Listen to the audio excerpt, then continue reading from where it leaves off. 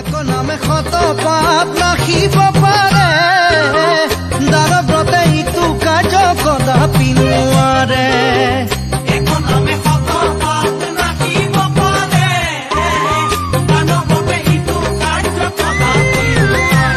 শুনা নাম গোৱা গোৱা নাম নামতে বান্ধৱ পাবা বৈকুণ্ঠ ধাম মুকুতি পাবলৈ লোৱা হৰি নাম ইটো হৰি নাম অমৃত সমান মুকুতি পাবলৈ লোৱা হৰি নাম লোৱা নাম কৰি নিজ কাম মুক্তিত নিস্পৃহ হোৱা লোৱা হৰি নাম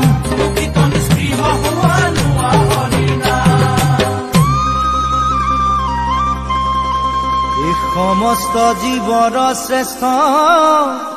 মনুষ্য জীৱন ও জীৱে যাক বাঞ্ছা কৰে